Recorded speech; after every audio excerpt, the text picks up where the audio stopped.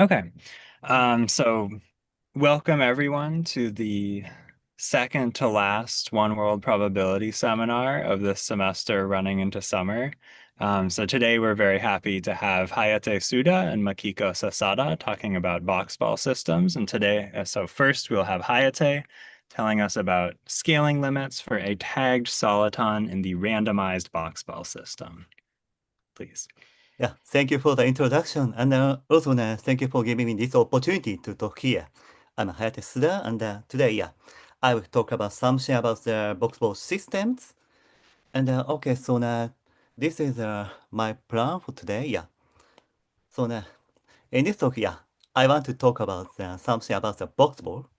Yeah, this is a really simple but interesting deterministic dynamical model.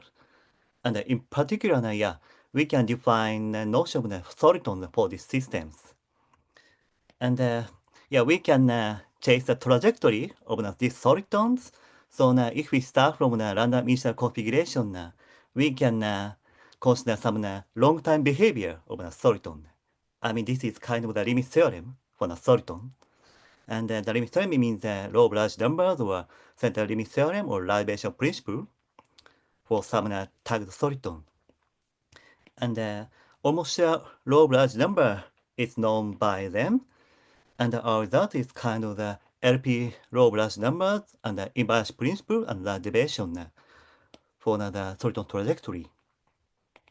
And after explaining our main result, I want to explain some related topics like generalized hydrodynamics in the context of the physics. And finally, in the remaining time, I want to give you some sketch of our proof.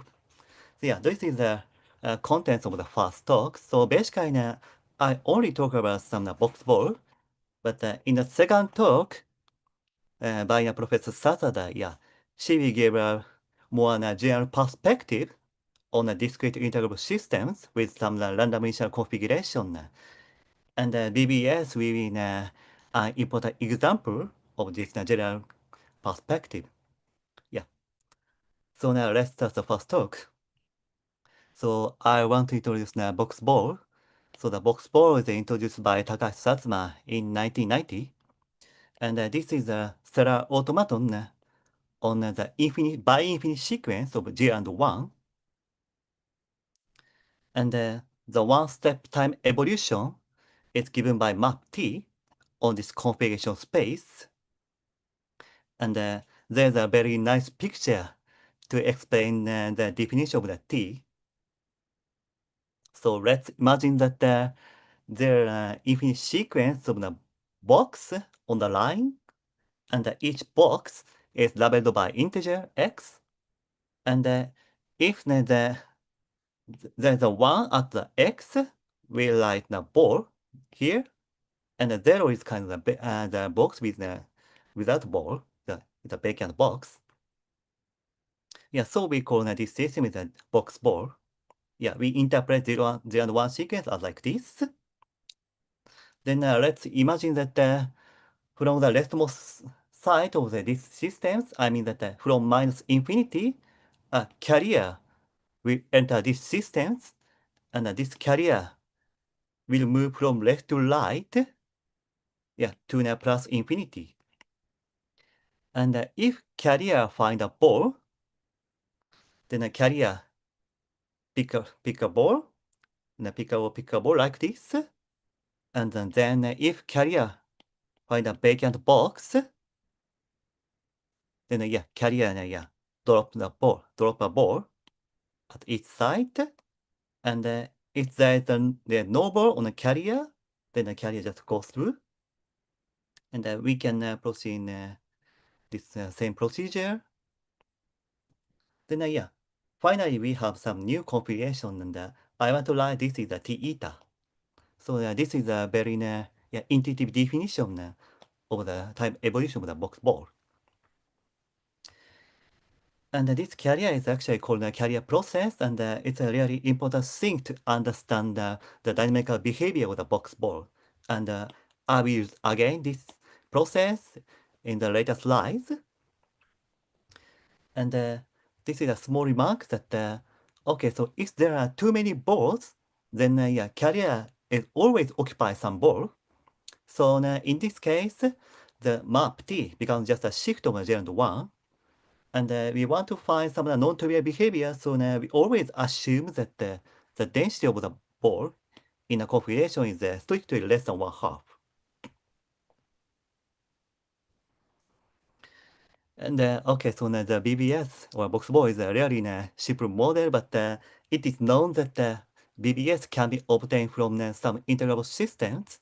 And this is kind of the review of these perspectives. And actually, yeah, box ball can be obtained from certain discretization of a certain equation, like a KDB equation. But and so this is discretization, not a usual discretization, because BBS is kind of the discrete systems, discrete time and discrete space systems, but the state space is also discretized. Yeah, discretization is called some kind of ultra discretization. Also, BBS can be obtained from a certain limit called crystallization from a spin model like a six vertex model. Yeah, and we will take some limit from the Boltzmann weight of the six vertex model. And this system is actually a two-dimensional model, but we think that yeah, one direction is just a time, and one direction is just a space. And then yeah, we can get some 1 plus 1 dimensional systems. And by taking this limit, yeah, we can find the path of the box ball for this kind of this integrable systems. And today, so we are interested in this direction. Yeah, yeah, because yeah, box ball is kind of the discretization of a solid equation. We can find a soliton in a box ball. So I want to explain what is the soliton in the BBS. And first, I want to recall some basic idea of the solitons. Yeah, so this is a usual picture for the solitons. So soliton is basically a solitary wave like this. And each soliton has a constant velocity, and the velocity is proportional to their size. And if there are two types of solitons, then in time evolution, yeah, they may meet at some point, and if there's some interaction between two different solitons, then yeah, they change their original shape, but after the interaction, they recover their original shape. But due to the interaction, there is some spatial shift, and this is called a phase shift for the solitons. And this is a usual picture of solitons, and I want to explain that in a BBS, yeah, we can find a soliton like this. And very roughly speaking, so each soliton is labeled by an integer k. So there are infinite many types of soliton in a BBS. And the k soliton is defined like the consecutive k balls and the k boxes. And I want to explain why this is a soliton. And to observe this, it's nice to look at the graph of the carrier process. So let's recall that yeah, if carrier find a ball, then carrier pick a ball, and if find a vacancy, then the carrier drop a ball here like this. So now from this very small configuration, yeah, we can find this kind of the graph. Okay, so now let's observe this kind of the very simple configuration eta. And this is a graph of the carrier process. So there are two waves like this. And after the time evolution, the graph of the carrier becomes like this. And yeah, from this example, yeah, there's some wave with height 3. And this is actually a 3 soliton on a box ball. And there are two 3 solitons in this example, and the 3 solitons have the constant velocity 3. So the velocity of the k soliton is k. Yeah, it's a constant. Next, I want to consider this kind of a case. So now there are two types of the soliton. This is a three soliton here, and this is a one soliton here. So now due to the difference of the velocities, so now there should be some interaction between them, like this. And look at the time too. Yeah, here now the original shapes of them are destroyed, but after the interaction, yeah, they recover their original shape. Yeah, and after the interaction, there's some spatial shift due to the interaction. So this kind of picture really matches the usual picture of the solitons, like this. And I also give you some short remark on the soliton. So yeah, in a soliton, in a BBS, every ball is a component of some soliton. This is a big difference from the usual soliton equation. So they are only a soliton or not. And the solitons are conserved quantity, yeah. Yeah, due to the, yeah, some recovering property of the soliton, yeah. We can show that the K solitons are conserved quantity for each K. So there are infinite many type of conserved quantities in these systems. And yeah, these stories are completely deterministic, so there's no probability. But today we want to consider the case that the initial distribution is random. Yeah, this kind of the BBS is called the randomized BBS. And this model is relatively new. Yeah, and some mathematical foundation is given by these two papers. And for this randomized box system, I think that one of the natural questions is the long-term behavior of a soliton. Yeah, because for BBS, yeah, soliton is a very natural objective. Yeah, and I want to write xkn is kind of the position or its tail of some tagged k-soliton in a configuration T and eta. So this represents the position of the tagged soliton at time n. And this is the meaning of the tail of a soliton. Yeah, I want to call this side is a tail of the soliton. And I want to give a tag to this last soliton. Yeah, then this is a yeah example of the type evolution of an xkn. In this case, k is equal to 3. And yeah, if there is no interaction between solitons, yeah, of course the velocity is constant. Yeah, but after the interaction, yeah, there's some phase shift. And this phase shift is proportional to the size of the smaller soliton. In this case, there's a one soliton, and the size of the one soliton is equal to 2. And basically, the size of the k soliton is 2 times k. So there's phase shift 2 from here to here. How do you define the location of the tail? Yeah, I want to call this is Once they yeah. pass through each other?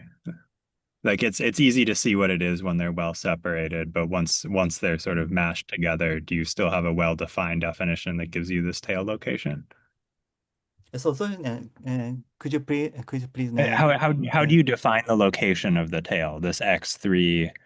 So okay. for So now instance, for T for the box squared. 4 now we can define a solid as a subset of the Z, and the Mhm. subset of course depends on the configuration and we can the subset is finite, so we can take the inf of this subset. But how do you define the subset while the two solitons are interacting? Okay. It's a very important question. Yeah, like this. Yeah, exactly. Like Like this, yeah. why are Okay, you so saying that the tail in this is case, where yeah, it is? because in this case, there is we cannot say that, yeah, this toy is not a consecutive K balls and K boxes, but Right. there's some algorithm to identify solitons at each time. And yeah, such algorithm is called the Takai-Satsuma algorithm, Hmm. introduced by the original paper. And Hmm. according to the algorithm, yeah, we can say that yeah, at this time, there are there are three soliton like this, and one soliton is included here. So if we want to define Okay, the position of these blue solitons, then yeah, we want to call this is the position of this blue soliton like this, and I this see. this yeah side is the position of this red soliton. Is it easy to say informally what the algorithm, like how the algorithm determines this, or Yeah, do you just it's want us very to easy to accept that there is an explain such algorithm? algorithm. Yeah, yeah. For this Okay. example, yeah, maybe it's too easy, but yeah. First, we want to find some the smallest valley like this. Hmm. Yeah, we can find that there's a valley. Then yeah, Hmm. then we will remove this valley, and Uh-huh. then yeah, we can identify this is a one soliton because this valley has the size one, Yeah. Okay. yeah, one height, and after removing this valley, we find this yeah. If we remove this valley, then yeah, we can find a very simple wave, and we can identify this is a three solitons.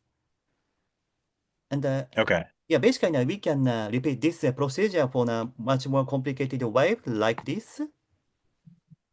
Okay. So you just first fill in the small values, and that Yeah, gives you first we one have to find some soliton. smallest valley and we remove them and Yeah. remove it, and finally, yeah, we can Hmm. find a simple wave, and we can identify the Yeah. size of yeah, size of each valleys, and then it becomes a soliton. Yep. Okay. Okay. I understand. Thank you. Yeah, thank you for the question. Yeah, this is a very important point.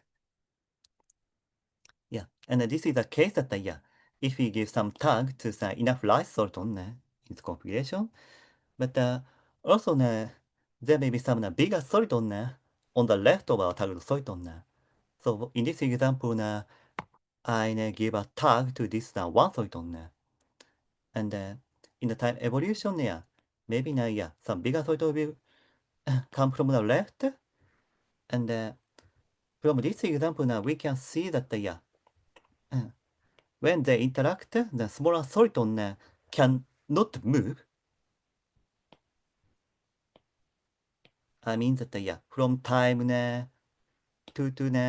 1 to 3, yeah, this less soliton cannot move because, yeah, this less soliton is overtaken by this 3 soliton in this time. Yeah, so from these very easy pictures, yeah, we can see that, yeah, to find the position of our target soliton at time n, yeah, we have to count the number of the bigger soliton from left and small soliton on the right in certain region. Yeah, but okay, so let's imagine that there are also some interaction between a smaller soliton in this area and also interaction between a bigger soliton in this area, and maybe yeah, some bigger soliton will come to from left to right. Yeah, then yeah, this big soliton also interact with the smaller solitons. So I think that yeah, this problem sounds very simple, but yeah, enough complicated problem. Yeah, and yeah, for this kind of problem, there's some result on a law of large numbers. So we want to choose the initial distribution as a probability measure on this set of pairs, and this is the invariant measure for the BBS. So later I will give you some example of the invariant measure of the BBS. Actually, such problem measure exists, and we also assume that this mu is shift ergodic. This shift is the usual shift on Z, and we also assume that the density is strictly less than one half. And in this situation, we can show the law of large number almost surely. So if let's assume that the initial distribution is given by mu, and also assume that the case solidon exists with some positive probability. Yeah. Then there is some positive constant Vk depending on some initial distribution mu, such that yeah, we can get the uh, almost a convergence of the position of the target solidon. And so wait, a few questions. Yeah. So this drift in the law of large numbers is independent of which k soliton you chose to tag. So it does that choice doesn't matter. You can just pick Yeah, anyone to. because yeah, this measure is a shift to aerobic, yeah, shift to stationary, so we can choose any Yeah. type of any soliton, yeah. Yeah, Uh, actually, we can give some order of the K solitons, but mhm. yeah, this result does not depend on such order of the solitons. Yep. Only Okay. depends on the type of the soliton. And these probability measures mu are they explicit? Do you have a classification of all of them, or do you just know some explicit examples? Ah, okay, so now it's really difficult to characterize the all invariant measures because there are infinite many type of the concept quantities. Yeah, Uh-huh. yeah, but yeah, some class of the invariant measures are given by a paper by yeah, Professor Pablo Ferrari and Professor Gabrieli, I think. And Hmm. later, yeah, I will give you some example of the invariant measure, the class of the invariant measures of the PBS. Okay. Cool. Thank you. Yeah. Okay. Yeah. Thank you for the question. And I want to give some comment on the law of large numbers. Yeah. So recently, yeah, we also find that yeah, plus some nice independent property of, between the solitons. Yeah, we can also show that yeah, this law of large number holds in LP sense. Yeah, this is kind of a byproduct of our proof, but yeah, we can also show that yeah, this convergence is in LP. Yeah, if we have some nice independence between solitons. Yeah, and this is the entity picture of this lat. Yeah, we consider the scale lattice. Then yeah, on this scale lattice at time n, yeah, the position is like the vk plus its initial position. And this constant vk is called the effective velocity of the k soliton. And okay, so it is difficult to get the explicit formula for the Vk for each k, but it is known that yeah, Vks satisfies the systems like this. And here the new quantity log k is kind of the macroscopic density of the k soliton. And the Vks satisfy this kind of the systems. And this is a small remark, and now I want to give you some example of this probability measure, mu. So as I said, yeah, box ball have infinite many concept quantities. So the most general invariant measure should have an infinite many number of the parameters. Yeah, but today we want to consider this kind of that there are only one or two parameters. I mean that yeah, one of the yeah, famous example of the invariant measure is the homogeneous Bernoulli product measure. Yeah, this is a very important property of the box ball. And in the second talk, yeah, we will meet again this kind of property. And also, two-sided Markov distribution or yeah, gives measure on the nearest neighbor interaction is also an invariant measure for the BBS.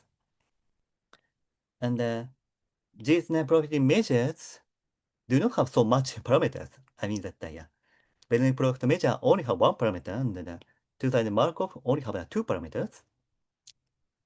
So it is a little bit degenerated, but yeah, today we want to concentrate on this kind of measures. So wait, sorry, one question on the Yeah. previous slide. So this formula I should think of this as like K is the velocity if you don't have other solitons, and then Yeah, you're adding yeah, the jumps that you get as you pass by small solitons, and you're subtracting the jumps backwards from mm, bigger solitons passing you. yeah, yeah, Okay. exactly, yeah. Yeah, this represents such an intuition. Yeah, this is the Mhm. effect on a smaller solitons, and these are effect on a bigger soliton from last. Yeah. Okay. Thanks. Yeah, thank you. Yeah, yeah, and yeah. So this is a low branch number, and our main result is the fluctuation for a soliton corresponding to these low branch numbers. And for the yeah, CLT or LDP, yeah, we want to consider the case that the initial distribution mu is a Bernoulli product or a two-sided Markov distribution. And in this case, yeah, we know that yeah, this measure is a shift ergodic on the usual shift on Z. And I want to write the increment of the position of the K soliton as a YKT. Yeah, then yeah, our first main result is like this. Yeah, this is the invariance principle and the radiation principle for this Y increment of the position of the soliton. So yeah, so by taking the usual scaling, yeah, with some diffusive time scale divided by n, yeah, this process converges weakly to the Brownian motion in this space. And okay, second claim is that yeah, the YKn divided by n satisfies the reservation principles with the convex rate function ik. And okay, so for small k, we can give some XP formula for this diffusion coefficient dk mu. So yeah, I like dk mu because yeah, this of course depends on the initial distribution mu. And yeah, we can give some yeah, explicit formula like this. So let's consider the case that the initial distribution is a Bernoulli product measure with density law. And in this case, we can compute the D1 law. So this is the distribution coefficient for the one solitons, also smaller solitons. In this case, D1 law is given by like this. And if k is equal to 1, we can also compute some explicit formula for the rate function. And I want to give some intuition on the diffusion coefficient D1 law. So if there's a no balls, I mean that yeah, rho is equal to 0, then there is no diffusion. And if rho is equal to 1/2, in this case, the time evolution is just the flip of 0 and 1. And in this case, yeah, we cannot also find the diffusion. So this is the meaning of this term. Yeah, if rho is equal to 1/2, then yeah, this is equal to 0. And also, maybe you already noticed that there is some symmetry between 0 and 1 in the BBS. So when I give you some definition of the BBS, I say that yeah, 1 is a ball and 0 is a box, but yeah, we can convert the role of 0 and 1. So there should be some symmetry between 0 and 1. So this is the meaning of this term, rho times 1 minus rho. So this is the formula for the D1, and we can also compute D2. Yeah, but in this case, we have some additional term, and also this term Wait, becomes sorry, what multiple. is the meaning of D2 again? So D2 is the diffusion coefficient for the two solitons. Okay, these are Yeah, okay. One yeah. is K. Yeah. So Yeah, yeah, yeah, okay. Okay, sorry, I we are forgot the looking at some notation. fluctuation of the K solitons, and yeah, this combines the Brownian motion with the variance and dk mu. Yeah. Yeah, and I want to give you some yeah, example of the dk mu. Yeah, okay, thanks. Yeah, yeah. And there are some recursive formula for the dk, but there's no explicit formula for each k. So in principle, we can compute the decay law, but for large k, yeah, the formula is really complicated. And yeah, it's not easy to compute now I2. So yeah, this is yeah, our first main result. Yeah, that's the CLT and large deviation for the increment of the solitons. And the second claim is that okay, so let's consider the two target solitons, yeah, with the same size or with same uh, type. And I want to write skn is one of the target soliton, and the position of the one of the target soliton, the x prime k is the position of the another target k soliton. And our second claim is that yeah, let's assume that at the initial time they have the macroscopic distance. I mean that yeah, distance is of order n, and in this case we can show that yeah, this scaled process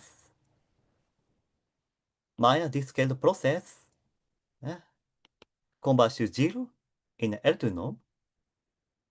And I want to explain the meaning of this claim.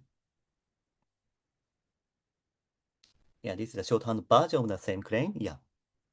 So now from our first main result, yeah, we know that yeah, this term and this term converge to the Brownian motion, and this is a picture uh, of this fact. Yeah.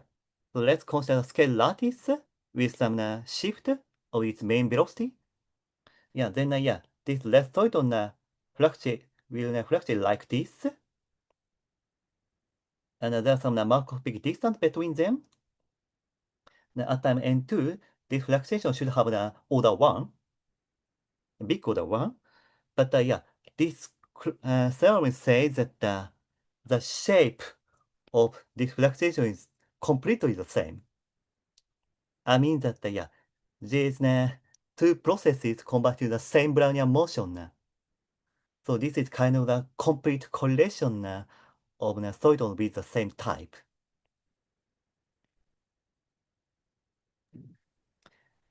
And so if so this is the case that yeah, if we consider two target solitons with the same type, but we can also consider the soliton with the same type.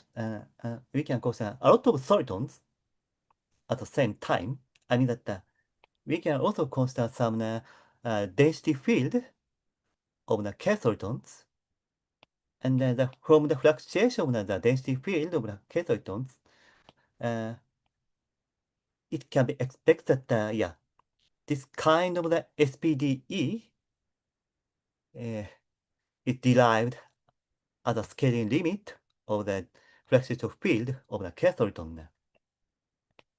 So now this looks like a usual. It looks like the usual Ornstein-Uhlenbeck process, but the big difference is that this SPDE is driven by Brownian motion, not a space-time white noise. So it's not white in space. So let's compare the usual Ornstein-Uhlenbeck process. Yeah, this is driven by some space-time white noise. Yeah, but this SPD is driven by the single Brownian motion. Yeah, because yeah, from this result, we know that yeah, every K soliton will converge to the same Brownian motion.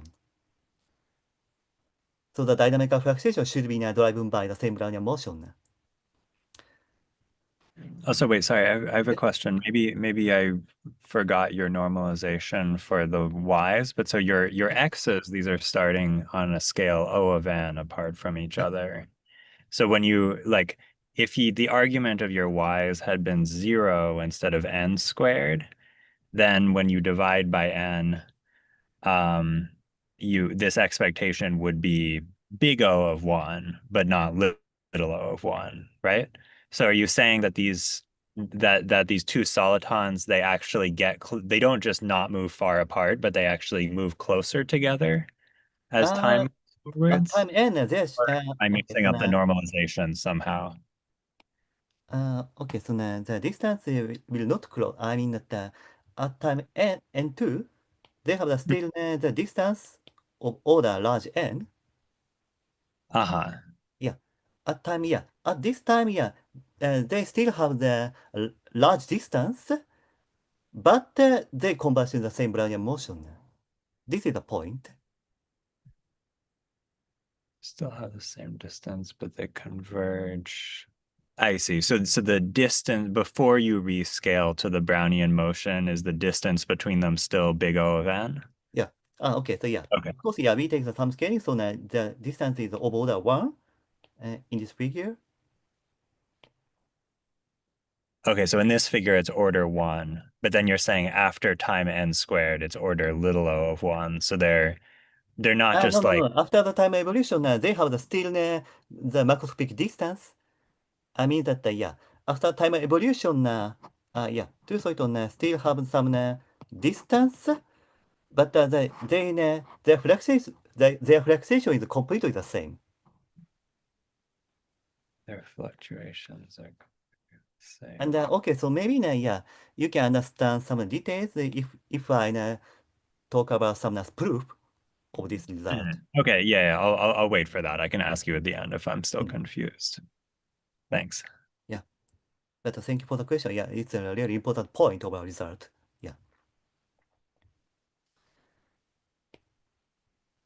Yeah, so then later I will give you some sketch of the proof of this theorem too. And okay, so I think I talked about this SPDE, and this is not equal to the usual Ornstein-Uhlenbeck process, and this kind of behavior like this is expected to be universal in integrable medieval particles, medieval systems. And so here I want to talk about some the relation with some generalized hydrodynamics in the physical literature. Yeah, so the notion of the generalized hydrodynamics is kind of the hydrodynamics for the deterministic dynamical systems consists of the infinite type of quasi particles. Yeah, quasi particle is not a particle, but it has a particle-like behavior. And one example of the quasi particle is kind of a soliton. Yeah, it's it's not a particle, but it has a particle-like behavior. And by taking Euler space-time scale limit, it expects that we can find this kind of the macroscopic equation. Yeah, this is the system of the infinite many systems of the Euler equations, and this equation is called the GHD equation. And here now Y is the macroscopic density of the quasi particle of type A at site Y and time t, and here V is the effective velocity of the quasi particle type A. So this is the general picture. And general hydrodynamics is well studied in the physical literature, but there's still few rigorous results. And for the hard rods and the BBS, we can rigorously derive this GHD equation. So recently, by considering some tracer particle or target particle, we can find some the formula for the effective velocity or something like that from the nonlinear Schrödinger equation or total lattice. But the behavior at a longer time scale is still not well understood. And only hard rods recently proven by Ferrari Ola, they give some rigorous result at a diffusive scale. And in a main result, we also give some diffusive behavior of the target soliton, and so our result is also one of the few example on this topic. And okay, I do not have so much time, so okay, maybe I can skip this slide. Yeah, here I want to say that there's some related result on the topics. Yeah, there's some rigorous derivation of the GHD equation from the box wall by Croydon Sasada, and there's some result for the scaling limit for the target ball. Yeah, so for box ball, ball is also conserved quantity, but I want to say this result is really different from our result. Yeah, because yeah, we can give some tag to a ball, but each time maybe such tagged ball is not a component of the same soliton. I mean, in time evolution, yeah, ball maybe at some time maybe the tagged ball is a component of K soliton, but at some time, yeah, maybe tagged ball is a component of the L soliton with different type, yeah. So this is kind of the degenerative problem. And also there are some results on a random BBS, but there are really few dynamical result. Yeah, basically the result is a kind of static result. For example, some Soiton density under the invite measure like that.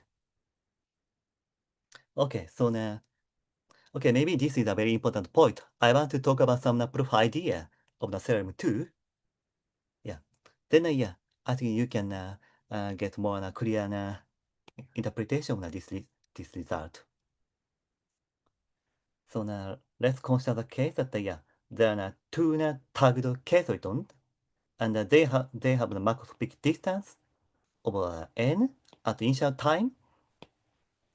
Then after time evolution n power 2, yeah, the distance between them should be n power 2 due to law of large numbers. And after the time evolution n power 2, some order n2 bigger soliton overtook our two tagged soliton. And also these tagged soliton overtook order n power 2 smaller soliton in this area. Yeah, this is our first claim. And we can show this claim by using a law of large numbers. And the second claim is that, yeah, this is a bit difficult to show this. Yeah, we need some combinatorial argument. But if these two tagged solitons have the distance of order n, then at time n, they still have the distance of order n. And we can also show that the difference of this distance is of order n1 half. I mean that yeah, this have the order n distance. So I can write that this is like this.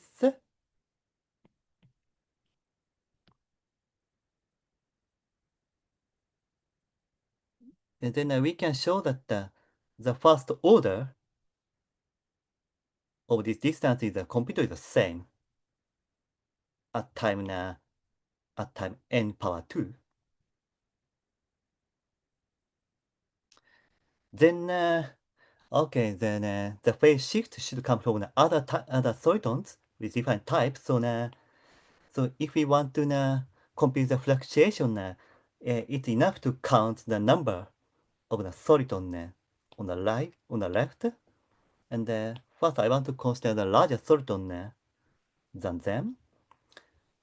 And then the difference of the fluctuation should come from the number of the larger soliton overtaking only one of the two case solitons, only one of red or blue solitons. And this is asymptotically equal to the number of the larger solitons in this area minus number of the larger solitons in this area. And because yeah, the distance, the difference of the distance have the order n1 half, so the number of the bigger soliton in this area, the number of the bigger soliton in this area is of order n1 half, and this is a really small effect in the scaling. So the effect converges to 0 after taking the limit, and we can also say the same thing for the smaller soliton in this area. Yeah, so we can show that these two K soliton converge to the same Brownian motion after the rescaling. Okay, and then there's no time. Yeah. So and actually, the proof of the theorem 1 is a little bit complicated. Yeah, we need some commutative argument. So today I want to skip the proof of the theorem 1. But I want to talk about some remarks. So as I said, yeah, there are some infinite many type of invariant measures for the BBS because the BBS have the infinite many type of conserved quantities. And some class of the invariant measures with infinite many number of parameters is given by Ferrari-Gabriel. And each parameter represents the density of the k solitons. And yeah, in the main result, we assume that the invariant measure is a Bernoulli or Markov.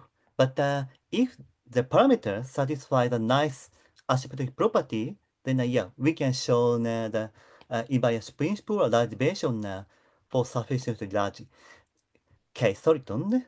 And also for any type of invariant measures given by them, we can show the strong correlation between solitons with the same size. I mean that, yeah. And then this invariant measures, yeah. Every k soliton will convert to the same Brownian motion. But yeah. Okay, maybe I can stop here. Thank you for the listening. All right, thank you, Hayate, for that very nice talk. That was very clear. I enjoyed it a lot.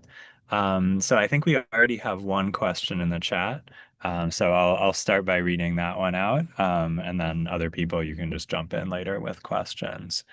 So Andre Strakar, I guess you can just open the chat, but he says, "What distances between two solitons are possible? Does this depend on the topology in which you analyze the solitons?" So yeah, I want to look at some comments, but uh, how to look? Yeah, I can read it again if you Okay, prefer. okay, Yeah. So what distances between two solitons are possible? Does this depend on the topology in which you analyze the solitons? okay. So Which maybe I guess I'm not exactly sure what the question means. So Andre, if you want to hop on and clarify, then feel free. maybe the question is that yeah, how to show this kind of a claim? No, so Oh, maybe that's what it means. Yeah. yeah. So this is kind of a combinatory of fact, but maybe yeah, there's some conservation law for the effective velocity between the k solitons. I mean that okay, so there's some the transform of the original configuration to the more abstract configuration space. Yeah, this is kind of lift to the more big configuration space. And in such a big configuration space, the time evolution of the k soliton just the spatial shift with constant velocity Mhm. k. So in a more abstract space, the distance of the k solitons are always conserved. But Okay. in physical space, yeah, there should be some fluctuation of their distance due to the effect of different solitons, the different type of solitons. So, but due to such a conservation law of the effective distance, yeah, we can show that at any time the order of the distance between them are conserved. Okay. Thank you. Thanks. Right. Um, are there other questions?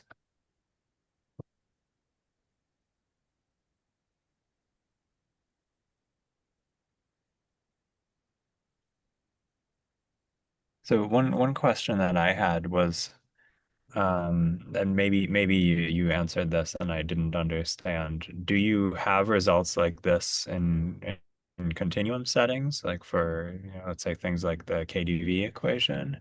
Uh, If you have random initial data, I guess there it's even hard to define what the solitons are when you have them very densely and they're yeah, interacting. yeah. The first question is that where is the position of the soliton? Right. Yeah, and also it's difficult to define that when the interaction starts and when the interaction end. I mean, okay, so in a Okay, continuous setting, yeah, the problem is really complicated, and also usually in KDB, there's some how to say very small wave, and the such how to say there's some fluctuation. Basically, there's some small waves uh, in each configuration. I mean that yeah, in a box ball, the only solitons.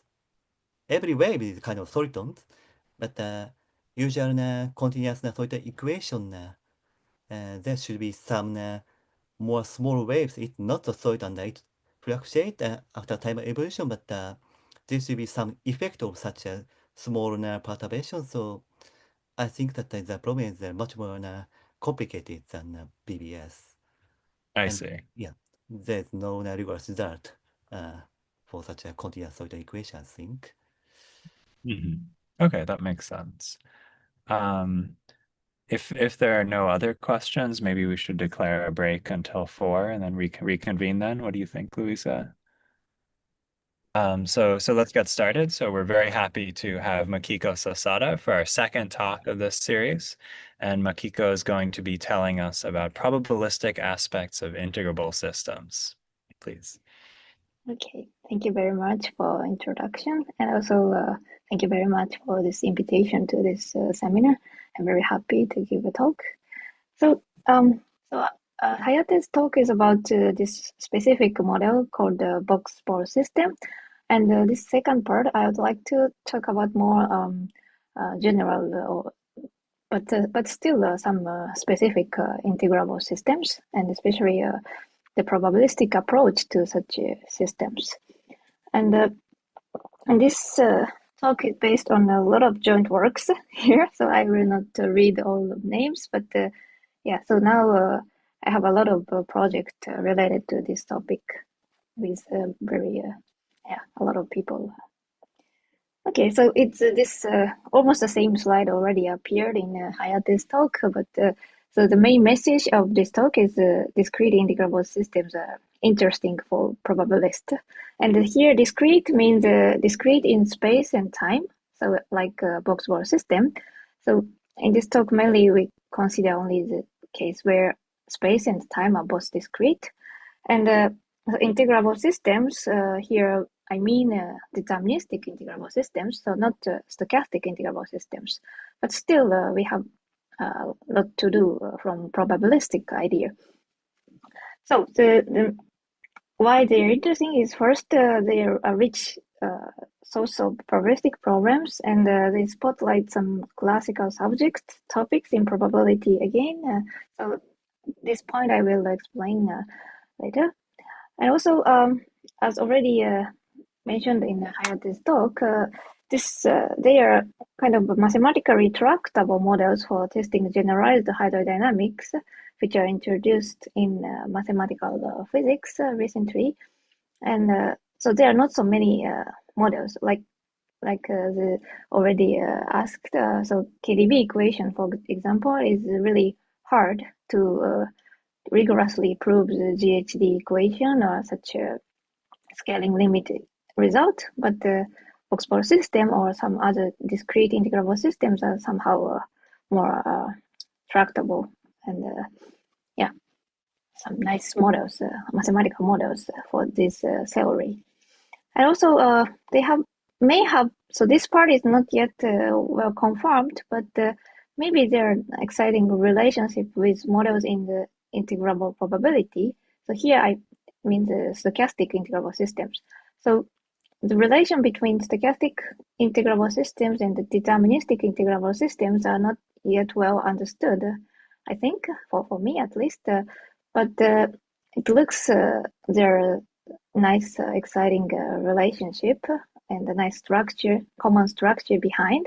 So in these reasons, I really want to understand the discrete integrable systems from probabilistic point of view. And the simplest model of discrete integral system is, I think, this box-ball system. So I will again say some words about the box-ball system and some aspects of this, and then we'll go to other integrable systems.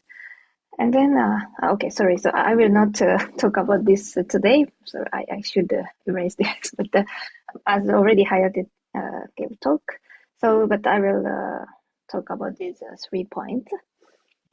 Okay. So what is box score system? So this is introduced in 1990. It's really the first originally introduced for the state space with just a finite number of balls. Otherwise, the model is not well defined in the original sense. So we first consider finite number of balls, and it's a discrete time and deterministic dynamics, which already explained.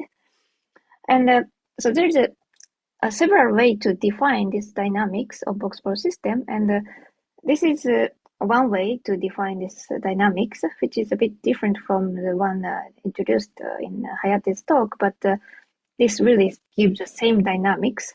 So let me explain what is the dynamics. So first, every ball moves exactly once in each time step, and the leftmost ball moves first, then the next leftmost ball moves next, and so on. So the leftmost one has the most priority, and each ball moves to its nearest right vacant box. So this one is the first one which move, and this will move to nearest right vacant box. So this will move here, and then this one moves here because these are not vacant box, and then this one moves here, and this one moves here, as already these sides are occupied. And this moves here, and that's all. So every ball moves exactly once. And then the time one configuration becomes like this. So this one moves here, and this one moves here, and here, and here. So we have this time one configuration. So this is a very simple rule. And also this is already explained. So this model has a nice solitonic behavior. Like this 3 consecutive ones is size 3 soliton, and size 3 soliton moves with speed 3, and size 1 soliton moves with speed 1. But yeah, and if we have some interaction between solitons, still the shape of soliton remains the same, but just the position is shifted, and this one is shifted to 2. To -2, and this one is shifted to +2, so forward 2. So this is the phase shift and the speed size k. Soliton has speed k, and this is a phase shift. So typically phase shift is 2 of times minimum of size k and m. So, but okay, this part is not so important in my talk already, as already discussed in Hayate's talk. But yeah, so this is one of the nice property of box ball system. And this model has been deeply studied from algebraic point of view already, like a representation theory or some Lie group behind and so on. And also it is known that any configuration, I mean finite at least at this point, any finite configuration is decomposed into solitons. So this was also already asked in the first talk, but there is a nice algorithm to determine the solitons from any given finite configuration. And so we can detect where is the soliton and how many solitons and so on. And the initial value problem is solvable by the inverse scattering method. So this means if we are given this time 0 configuration, then there is a nice way to linearize this dynamics.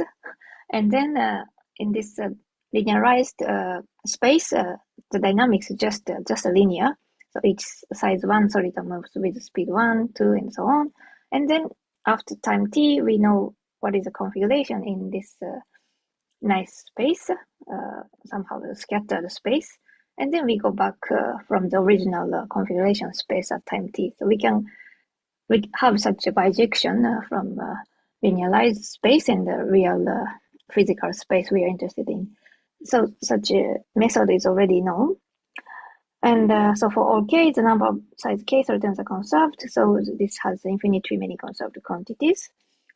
And the other aspect is, so this BBS is actually reversible as a dynamical system. So this means that we can, once we know what is a time 1 configuration, then we can go back to time 0 configuration. And this rule is also very, very simple. So just this rule, so we change this to rightmost and this to left. So now rightmost ball moves left vacant box here, and this moves here, and this moves here, and this moves here, and this moves here. Then we can go time 1 to time 0. So it's really reversible. So this is a bijection. So in this sense, we can define the dynamics for all time t positive and negative. And okay, so that is one thing. And also, this is known as the ultra-discretization of the discrete KDB equation. So I will come this point later a bit more, but so this means really there is some rigorous connection to KDB equation. Yeah, and also there are many integral variants of the box-ball system is known. So, for example, this is the version that each box can contain at most 3 balls. So this case, ball capacity, the box capacity is not 1 but 3, and so this has some rule which is also integrable, and so solitonic behavior appears, and so on. So such version exists, and also colored ball version exists. So there are some variants. Okay, now I want to give equation of motion of box ball system. So now omega f is a space of a configuration with finite number of balls, and then the dynamics of box ball system is given in this way in formula. So first, t eta n equals 0 for if for all m there's no particle. So essentially, so maybe it's better.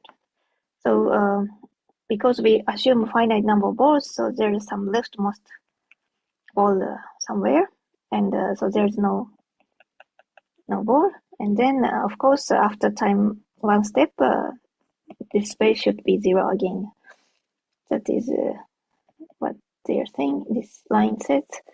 And the other one is a bit complicated, but it essentially says that so this one is the carrier process, which as Hayate's talk already appears, and if carrier comes with at least 1 ball, then this becomes and if the site was empty, then this becomes 1, and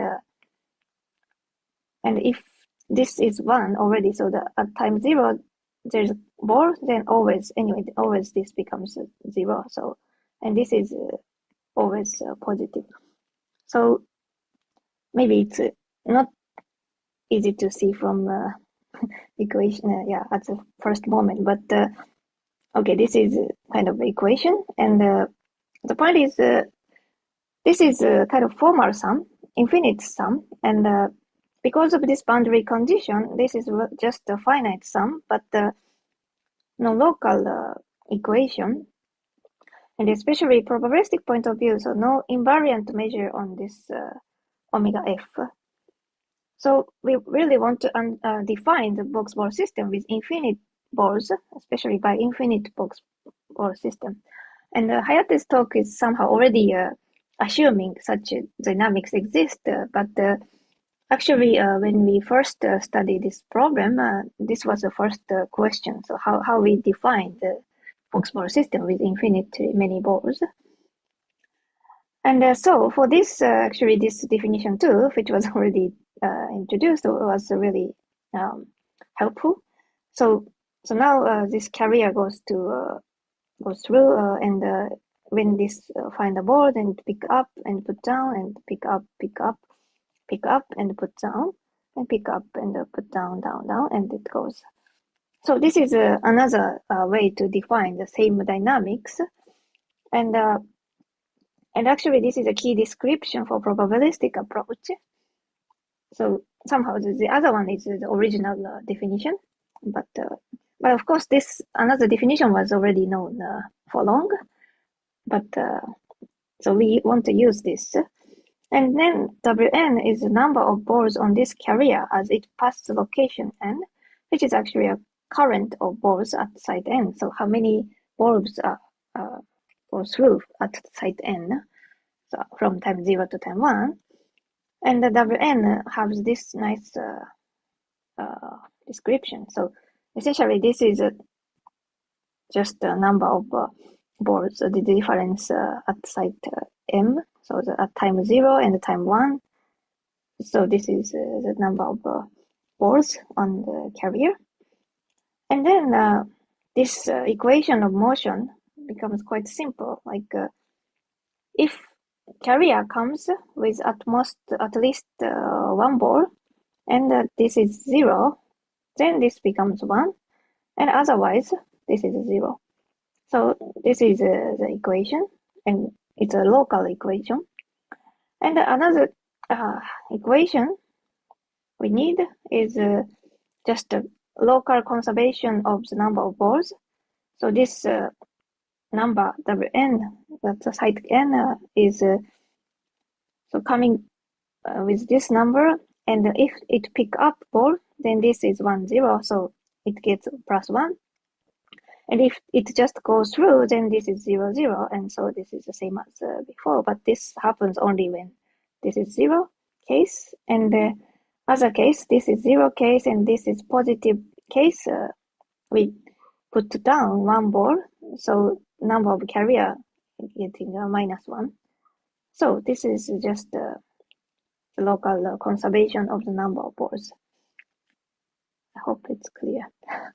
So, and then, so this, the set of equations give us such a recursive relation between the carrier at the site n-1 and the carrier at site n, and the ball configuration at site n and time 0, and the ball configuration at the site n but time 1. And this map, this 2 input and 2 output map is just a very simple equation like this. So we can think as once we know eta n and Wn minus 1, then we know what is Wn and this next time step t eta n.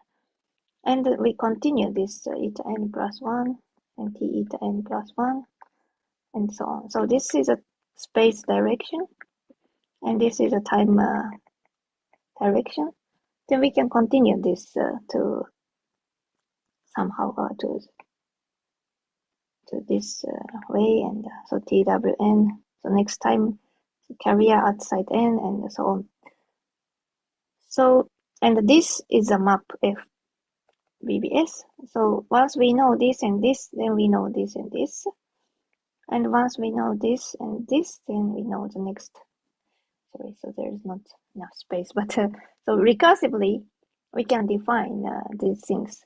But the point is, of course, we need some boundary condition of W, and so W comes from -infinity, and of course, this boundary condition is 0, so it comes 0 at -infinity, and then this repeats this local rule one by one. So two-dimensional lattice description of box ball system is then as follows. So now we want to consider not just the finite number of balls case, but the more general case. So now we are given any configuration, which is not necessarily finite number of balls, but maybe infinite number of balls. And we want to solve the initial value problem given by this. So first, eta n t is a configuration at time t and the space n, and W and t is a time t and the site n carrier process. And then we want to find the solution that at time 0, this is a given configuration. And for all time, not necessarily positive, but for all time t positive or negative, and also all site n, this relation is satisfied. And once we have such a solution, maybe this is the natural dynamics of box-ball system for all time t. So this notion is understandable. Oh, Yeah. okay.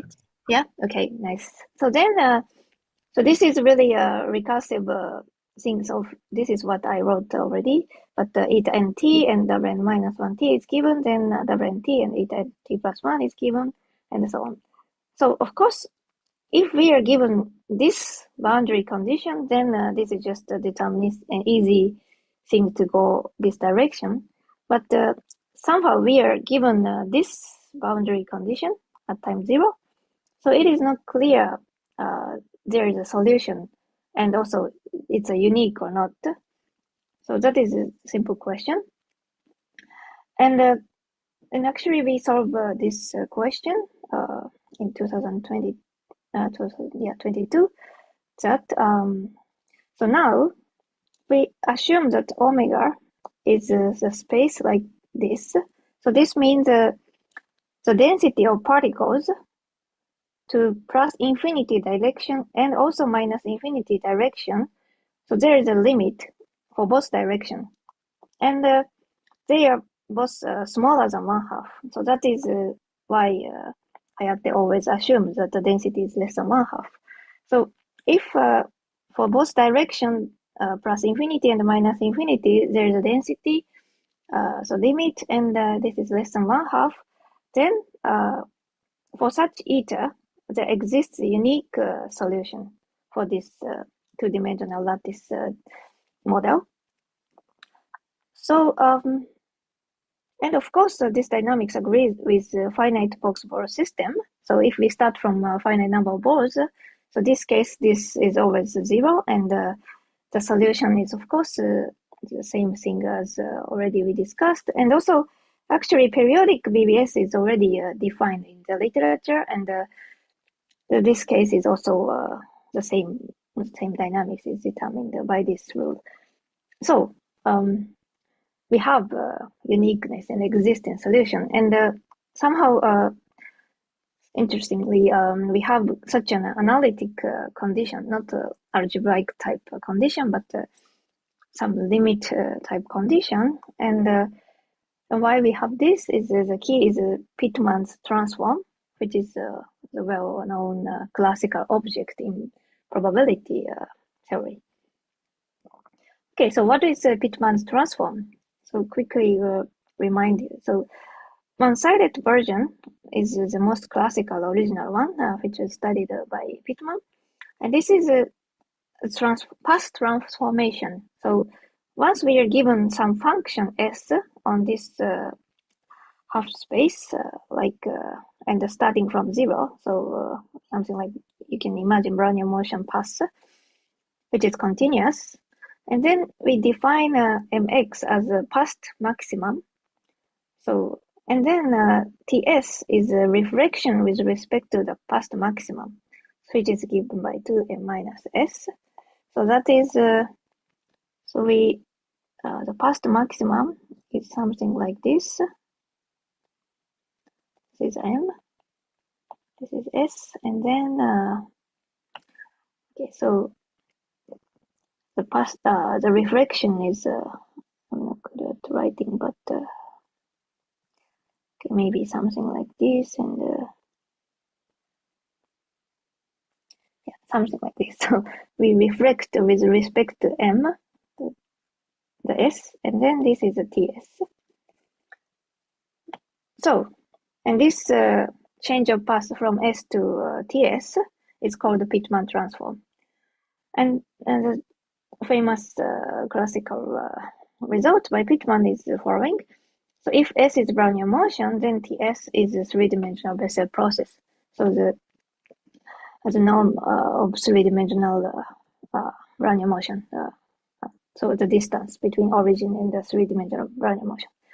So this is really important and nice result. And And also there's a two-sided version. So now we consider pass on a real line, and again S0 equals 0, continuous. And now mx is again defined by the past maximum, but maybe this is infinite. So we just consider the case that this is finite for all the x, and then we can define the same thing. But here we have minus 2m0, but this is just because to make sure that ts0 equal 0 again. So just this is a finite shift, the shift of all paths. And then, so if S is Brownian motion plus positive drift, so without positive drift, of course, mx is infinity almost surely, so we cannot define this thing. But if we add some positive constant drift, then this is finite for almost surely for all x. So we can define this transformation. And then, so Harrison and Williams show that this is the invariant measure for this map T, transform T. So such a classical result exists. And the exponential version of Pitman's transform is also known.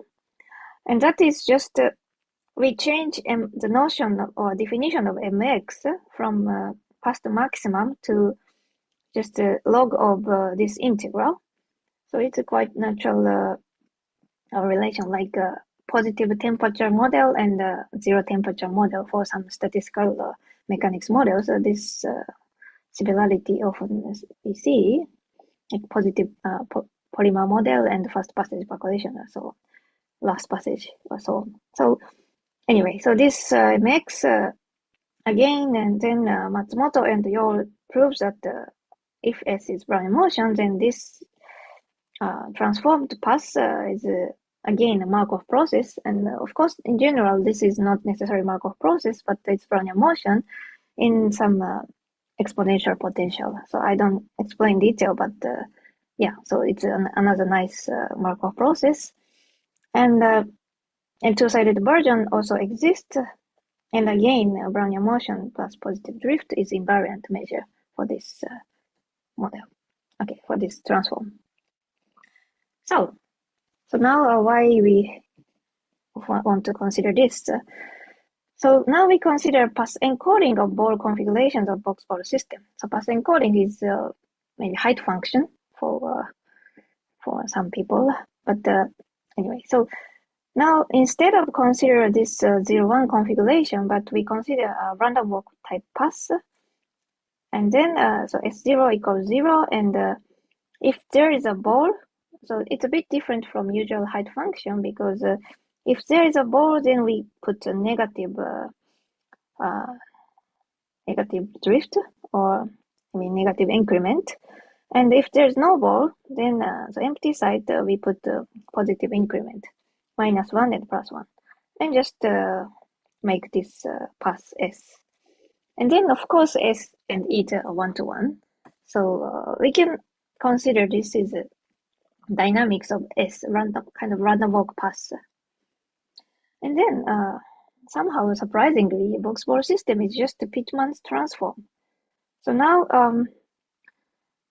since so we start from some finite balls case, then for this configuration eta, so there's 4 balls, then the S is given by, so like this, and okay, so maybe S0, we start from S0 equals 0, 0 equals 0, and go negative -1 and +1, -1 and plus. That is S. And for this direction, this is -1 and plus, and -1 in this direction. So this is a S. And then we write past maximum, and past maximum is always well defined because there are only finite number of balls. So at some point, this path becomes just this linear line. And then this green one is M. And then actually W, the carrier process, is given by M minus S. So the difference. So here carrier pick up one ball and put down, and just go through and pick up, put down, pick up, put down, and go through. So m minus s is w, and moreover, time one configuration, time one path encoding ts is given by the reflection of this s with respect to this m. So we just reflect this path s with respect to this m. Then we get this blue dot line, this one. And this is really the new configuration because this particle moves here. So now we have this increment, down increment goes here, and this ball moves here. So we have here, and this moves here, and this is here, and this is here. So it's really just to m minus s. And this shift is again not related to, so just we want to keep ts0 equals 0. So and then it's clear that once we have such a path which goes asymptotically to minus infinity and goes asymptotically plus infinity, then we can define such a thing. But we need to be a bit careful that even at first step we can define this Pitman transform. Sometime for some paths we can not continue to the second time, third time. And but if this really asymptotically linear, then we can repeat infinity many times, and so we have a solution. So we know essentially what is the nice configuration, initial configuration. We can define the dynamics infinity for any time t, and moreover from this we can easily see that product Bernoulli measures are invariant for box-ball system, because already this is known that for random walk with a simple random walk with positive drift is invariant under Pitman's transform, and this is a very classical result, and this was actually used to show the invariance of Brownian motion with positive drift.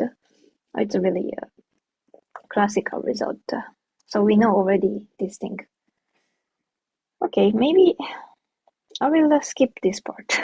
But okay, maybe one comment is we can also consider a different type of expression of box-ball system in different variables and a bit different equation, but essentially it's the same thing. And but this description will give us a Toda type description, and this is related to Toda equation. So the original description, eta description, is related to KDB, but so there are two different description of this model. Okay, so I will skip this part, and also so this part is already essentially explained by Hayate, but sorry, what is Q? What is Q? Sorry, Q, what is it? You want to hear? Okay, so maybe I can say some words. So Q is now just so instead of eta, we can express this configuration in terms of Q and E, and Q and E just represent the number of consecutive ones, consecutive zeros, consecutive ones, consecutive zeros, and so Q1 is this case 2, and this case 2, E1 is 2, and this Q2 is 4, and this E2 is 3, and the Q3 is 3. So we can consider such a different description of the configuration, and then we can also consider the dynamics of these variables. And in this description, we have another recursive equation. And maybe so this case we have two type of input, and there's a kind of carrier thing, and then we have 3 output. So instead of 2 input and 2 output, now we have 3 input and 3 output. And this map is given by very simple map, and which is also appeared in last passage calculation or such things actually. But then even we can divide this map into two parts, and as this part is if we have two inputs, then we have two output, but we continue to use this output to next map. Then we have another two output, and then this and this matches with this and this, and these small maps, I mean two input to output map, it's given by this, and it's inverse. Okay, so I already explained somehow. So this is another description. And okay, so maybe I will skip this part, already explained in Hayate's talk. So now I want to explain a bit about other discrete integrable systems. So how much these nice properties of box-model system is shared with other models. So now I want to talk about discrete KDB and ultra-discrete KDB and the discrete Toda and ultra-discrete Toda equation. So these four models are specific examples of my talk from now. But the discrete KDB is coming from KDB equation. So KDB equation is this PDE, well-known PDE, having a nice solitonic behavior like this. And also Toda equation is another well-known integrable systems. And now we have two different type of variable because this is coming from Hamiltonian system, and Hamiltonian has the position and the momenta, so P and Q. So they are somehow coming from P and Q. So in this case, we have two different type of variables. In this case, just U, one variable. And also time is continuous in this setting, and here time and space are both continuous. So a bit different. But anyway, so there are two models called discrete KDB and discrete Toda, both a kind of discretization, usual sense discretization of this. And they are both integrable and share a lot of similar property, like this has also solitons, solitonic solutions, and yeah, discrete Toda equation also have two variables and also have infinitely many conserved quantities and so on. And there's another procedure called ultra-discretization, and ultra-discretization is essentially just we have plus and sum and product algebra. We change it plus and the sum and the product algebra to minimum, or maybe sometime max, but minimum and adding algebra. So it's exactly like exponential version of Pitman transform and usual Pitman transform. Such a procedure is also we can understand as ultra-discretization, but later we see what really means. But so this kind of procedure, we can really obtain a discrete, completely discrete model in a sense that not just space and the time, but also physical variables or observables are also discrete. And then we have ultra-discrete KDB and ultra-discrete Toda. And a special case of ultra-discrete KDB is box-4. And also a special case of ultra-discrete Toda is again a box-4 system, but with two different way of description. So in this way, these four models are closely related to each other and especially related to box-4 system. Okay, so what is ultra-discrete KDB? So that is really similar to what we already see. So now there's one module parameter, which is L, and eta nt is now at time t and space n observables, but not necessarily 0 or 1, but we can take any real number. And then the dynamics is formally given by this recursive equation, which is quite similar to the one that we had for box-4 system. But again, introducing the auxiliary variable wn minus 1t, wn minus 1t, then we have this recursive to input to output description, two-dimensional lattice description. and just the map F is changed to this one. But you can, if you remember well, then if L is 1, then just this is exactly the same as the Voxball system case. But Voxball system case, L is 1, and moreover, this is always in 0, 1. So in this sense, this is a bit of generalized version of Voxball system.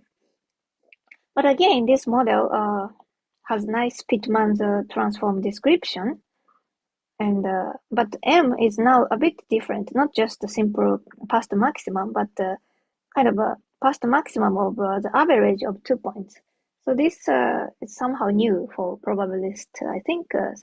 But in somehow this context naturally appears. And also, if L is in a positive integer and it n is assumed to stay in this set, then this is a box ball system with a box capacity L. So not just 1, but 3 or 4 or such model. And discrete KDB equation is also have a very similar structure, but now delta is model parameter, which is positive, and the UNT is also positive real number. And so now again, the recursive equation is given by this, but exactly as the same way, we can find this to input to output local description as a two-dimensional lattice model. But this case, this map is something like this, and maybe it looks a bit complicated, but it's not so much actually. And again, we have Pitman transform description, and now Mn is exactly exponential version of this discrete version. I mean, this special version, and this its exponential version appears here. Okay, so and this looks a bit awful, a bit scary, but we can rewrite this in this simple form. So discrete KDB is somehow known in this form, and this is quite a simple kind of a local relation for two-dimensional lattice model. Yeah, so that is one remark, and the other remark is if we have this, and then if we replace plus this to minimum, and this product to sum, and then also this division to minus, and then we get essentially this ultra-discrete KDB. So ultra-discretization is really this procedure. And the discrete KDB is KDB equation is actually continuous limit of discrete KDB equation. So once we understand, for example, the solitons of discrete KDB or invariant measure of discrete KDB, then by taking continuous limit, we may be able to understand the solitons or this invariant measure for KDB equation. And this is maybe one of the kind of the dream or nice big goal of this type of study. Yeah. Okay, and the ultra-discrete equation is also a quite similar structure as before, and this map is actually exactly same as Voxball system case, but now we allow any real numbers, not necessarily integers. So this is again a generalization, and Pitman's transform exists again. But this now becomes a bit complicated, but still we have the same structure. And from the picture, so ultra-discrete Toda is now, they are not necessarily the integers, but still we can understand this is a kind of length of 1 and length of zeros, length of 1, length of zeros, and then we see some solitons moving here, and big solitons coming behind from this small solitons, and this overtake smaller one, and jump here, and it's given by periodic boundary condition, but yeah, so this is the kind of Voxball system with continuous variables. Okay, and the discrete Toda is also really positive temperature version of this. So now IN and VN are positive, and we have this recursive equation. But now we have this 3 input, 3 output map, and this can be again divided in 2 input, 2 output map, which is very simple. And maybe some of you already notice this map. This appears in a positive polymer model, for example, or many other contexts. And again, we have Pitman transform for this model, which is exponential version again. Okay, and then this is the picture, but so Pitman transform is not the original one is just a reflection with respect to past maximum, but now so this is for different m's, but again with the reflection with respect to m.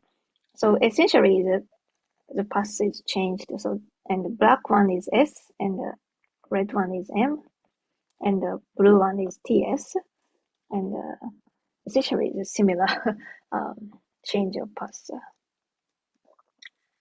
Okay, so for these 4 models, not just Pitman transform description, but we also have the result as this by infinite dynamics. Okay, so we can define this as a by infinite dynamics as a solution of this initial value problem again. And okay, and we show that under this this set, so this set is in terms of path encoding S for each model. Then the density condition for box-ball system is now rephrased in this asymptotic linear behavior of path Sn. And in this space, we can prove that the existence and uniqueness of solutions for this dynamics. So we can define again infinite dynamics, which was not studied before in integrable system people, because for them somehow the specific solution like soliton solution or such models, such special solutions are important, and not for general initial configuration. So it's a new result. Okay, maybe can I say some 3 minutes or 4 minutes? Continue. Yes, So, please do. Okay. So I want to finally explain a bit about the invariant measures. So now for box-ball system, we had this Bernoulli product measure as an invariant measure. But how about the KDB type models, for example, discrete KDB or discrete KDB? And then again, we have a general result in this more general setting. So first, consider KDB type locally defined dynamics. So that is a very general object. So now we have 2 Polish spaces, and F is the measurable. Okay, we consider a measure given by this distance, and then F is a measurable map on this product space to the same space, and we assume that F is involution, and this is really the case for ultra discrete KDB or discrete KDB. And then we can consider exactly the same way as this initial value problem as before. And so usually we don't know what this space is, but we just define this space as the initial configuration. So X is this just product. So initial configuration for which the solution exists and unique. This solution is exist and unique. And then for such X, this time 1 step, so next time step configuration is a well-defined object. And of course, so here X and T, Y and T is a unique solution of this initial value problem. And now, if mu is a probability measure on this one site space, configuration space, and this product, IID product, mu z, is supported on this nice space where initial value problem is uniquely solved, then this is invariant if and only if there exists some nice probability measure nu on this y0, which is again one-side configuration, and such that this product measure is conserved under this map. So this means the global invariant measure for this big dynamics is just reduced to find here mu and nu is this input, product input is again become mu and nu output, so product output. So quite local invariance. So this is this big product invariance is reduced to this local invariance. So that is a general result. And the similar thing happens also for Toda case again.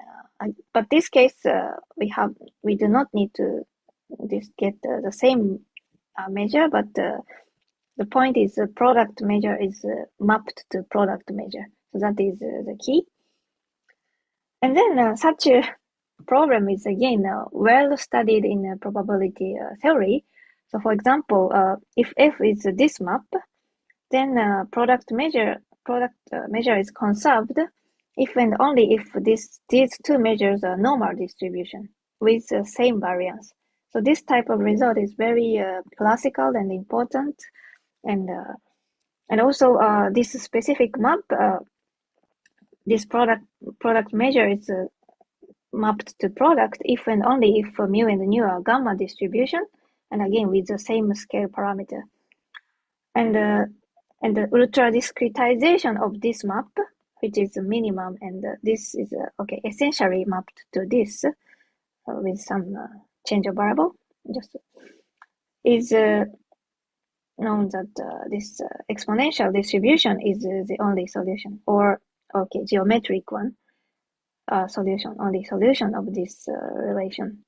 So in this way, such a conservation of product property is studied very well in the literature, and we found some new example having such nice property for generalized inverse Gaussian, and we found this because this is related to coming from discrete KDB, but a bit generalized version modified, but discrete KDB. So in this literature, we found we add a new map which satisfies having some nice independence preserving property, and we found this because we want to understand the IID invariant measure. Okay. So finally, application to concrete models.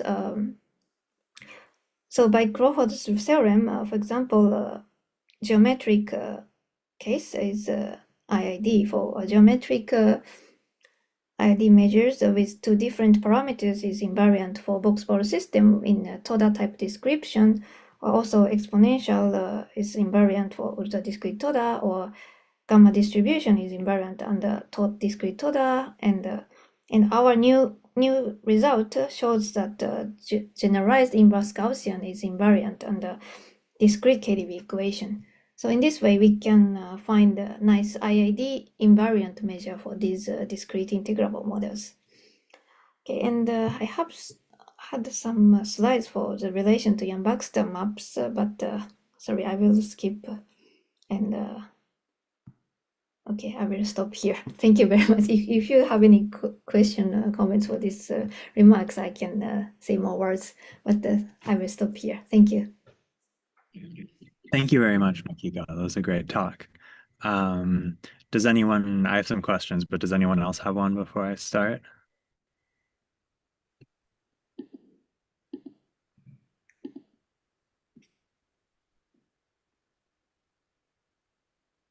All right. So my first question is, can you say what was on the slides about Yang-Baxter? Because I was okay.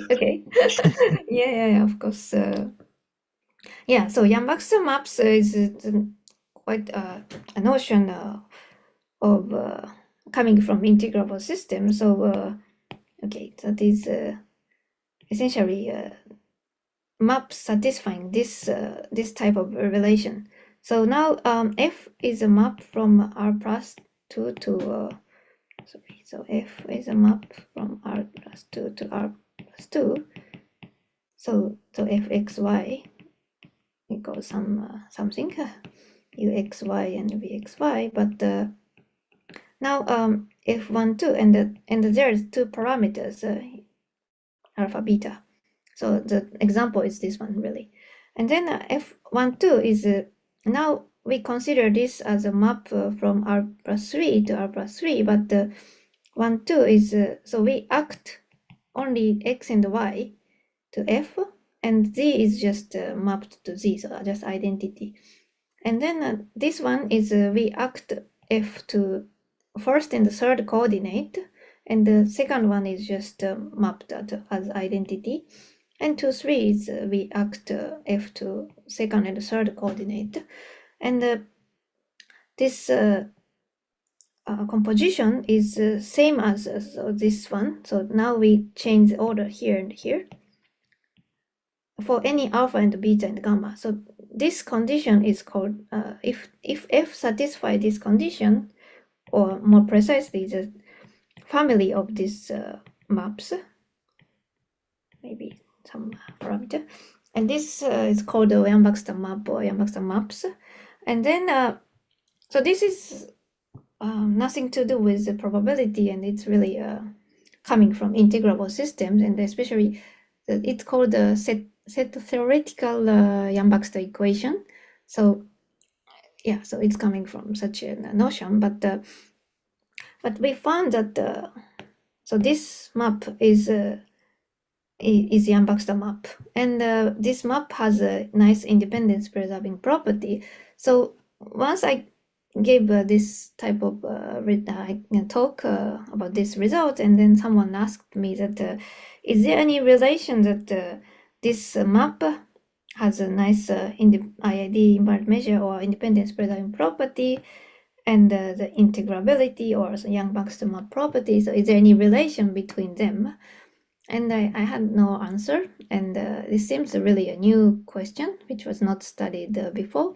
So we decided to study this question, and then we found at least there are two more nice examples, and one is so this a bit complicated map, but H1 and H2 are both Yang-Baxter maps, and actually in literature people study Yang-Baxter quadrirational maps, and the quadrirational is not just birational.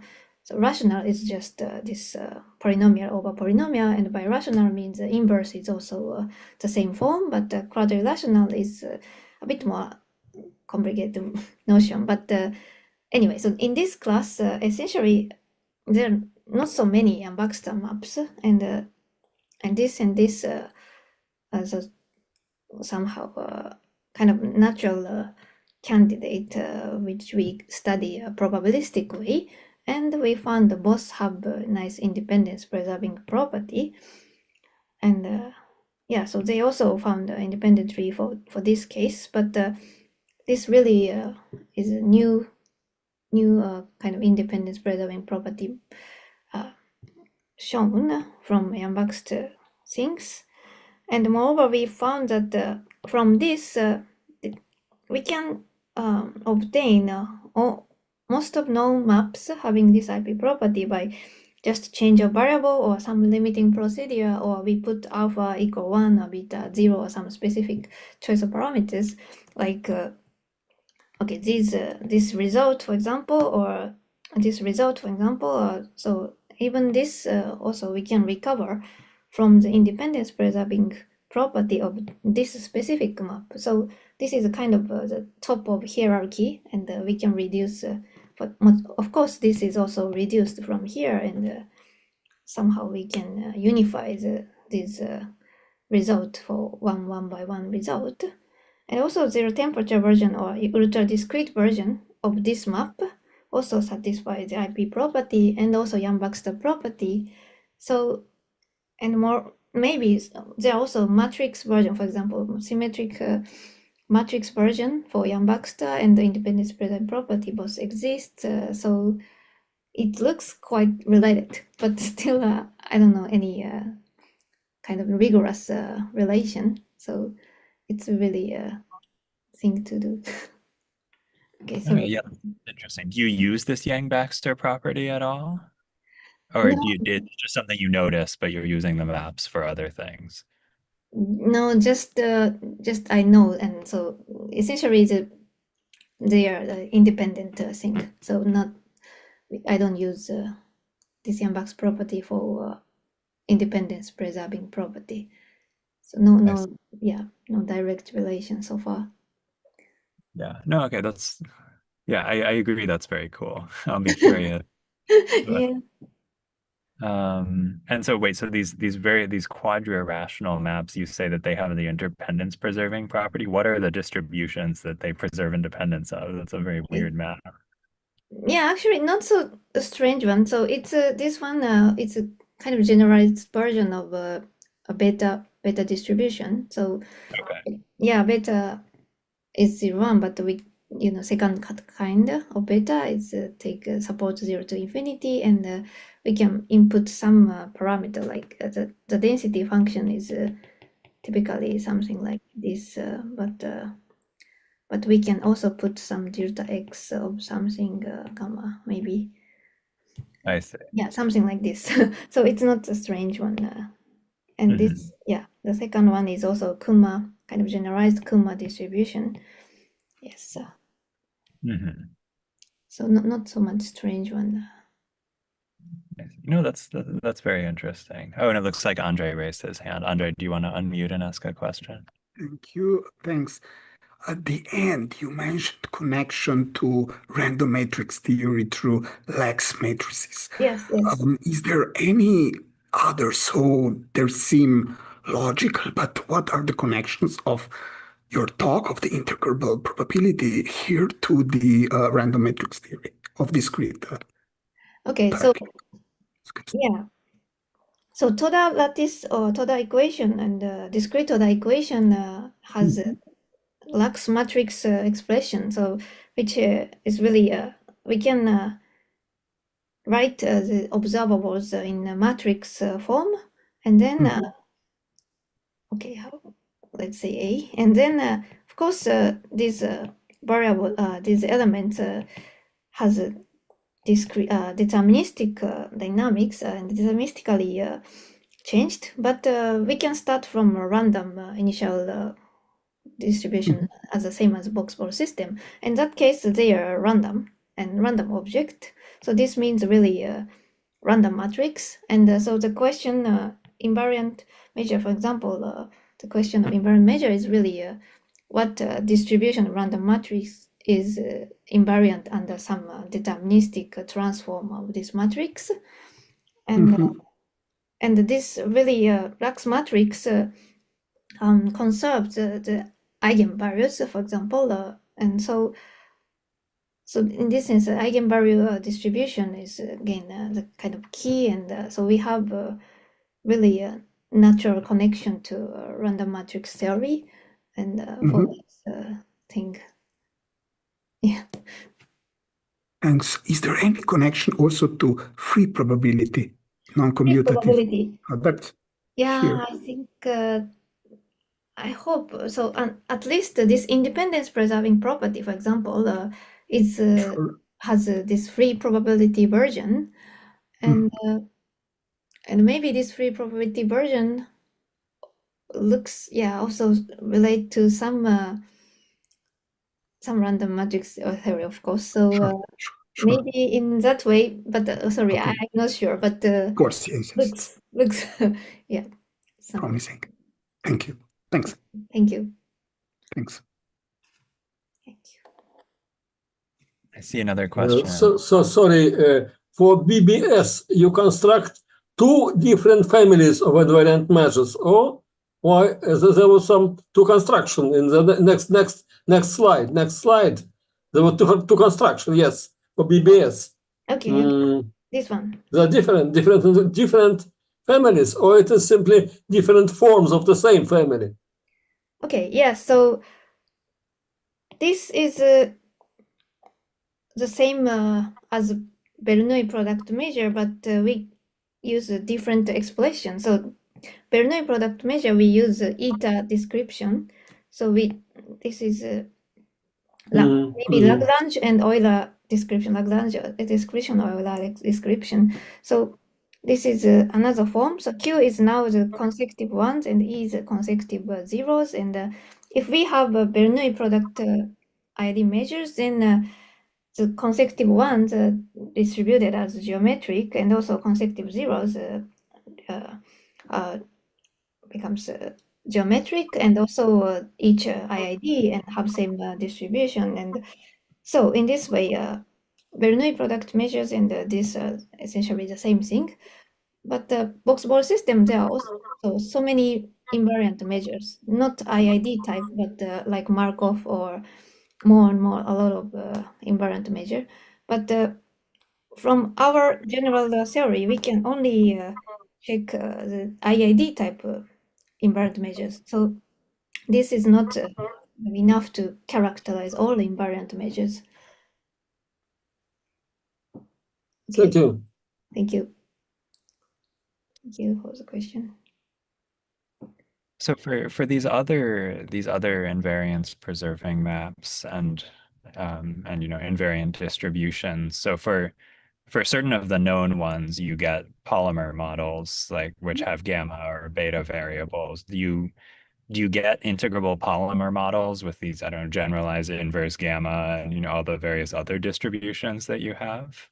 Yeah, that is also a question. Yeah, so from this independence preserving property, like this gamma, we have exactly the log gamma polymer model, and Right, also beta, we have beta things. So my natural guess is for this other type of invariant independence present property, maybe there's a natural stochastic integrable system too. So, but this is not yet done. So I'm quite curious. So this independence preserving map is connected to some discrete integrable systems and also some stochastic integrable systems. So for some case, but for this specific case, I don't know what is a stochastic version or stochastic counterpart.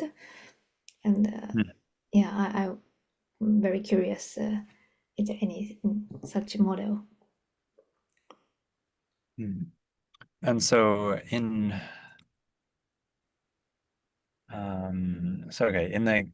let's say the gamma case where things are understood. So for you, this Lukács theorem means that your data is stationary under the discrete Toda equation, right?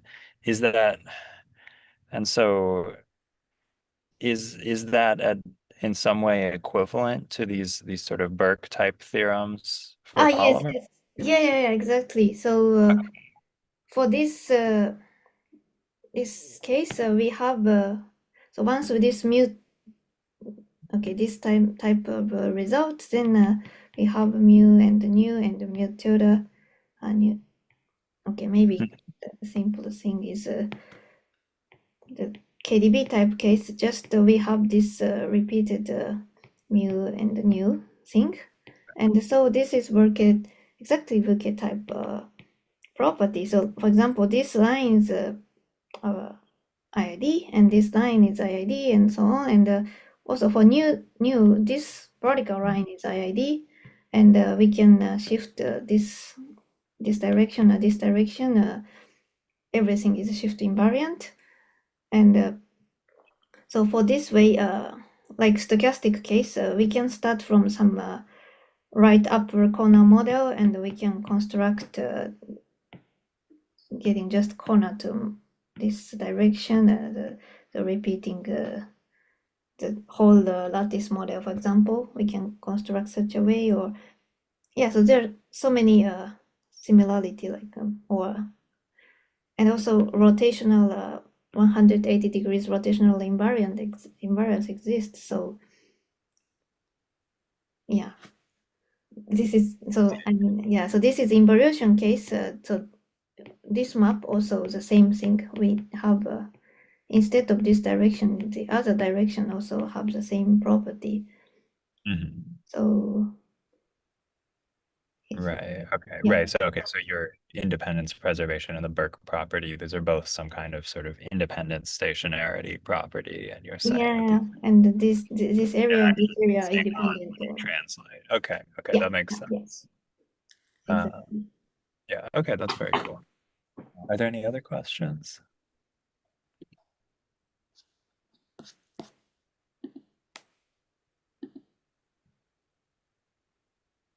Okay, great. Well, thank you again. Let's thank Makiko again and Hayate. This was a very nice two-part series. And I'll stick around if you guys want to chat more. Okay, Or if you, thank you very much. wants is welcome to stick around. Actually, wait, I had another question, if you don't mind my bugging you more. So Yeah, of course. your theorem was asking for the limit of the density to exist. Do you actually need that, or do you just need like a lim in for a lim soup? Because all you need is that the random walk sort of keeps going down, Yeah. right? But it doesn't matter if it has a well-defined drift, or Yeah. does it? Yeah, so we can actually generalize a bit more. I mean, we do not need the density, but the problem is, yeah, so if we have, okay, such a, like, even if this goes to infinity, okay, then it's not good. Maybe first, the simplest case is, okay, lim inf. We have this two different drift. We consider two different drift, and if this S is fluctuating around this, then after one step TS, this becomes somehow coming here, and the new one is like this. So we can consider around this path we reflect essentially, and then again we have this, and again, and at some point this drift becomes Oh, I see. somehow I see. So it negative. actually is a problem. Yeah, that Is a makes problem. sense. Yeah. So essentially, Yeah, we okay. need to say that this is bounded in a kind of same order or same drift path. Yeah, okay, I understand. That makes sense. Because yeah, I didn't see why the limit existing was necessary, but this makes sense. Yeah. So we have such an result. Like essentially, what we really need is Sn and Mn has the same limit. Such a thing is kind of necessary and sufficient condition. I see. Okay. Yeah, past Right. one. And that's applied by the density. Yeah, okay, that makes sense. That makes sense. Okay. This was but nice. So first, it was not obvious for us. So yeah, we have Yeah, it certainly the wasn't basics. obvious to me Yeah. saying it for the first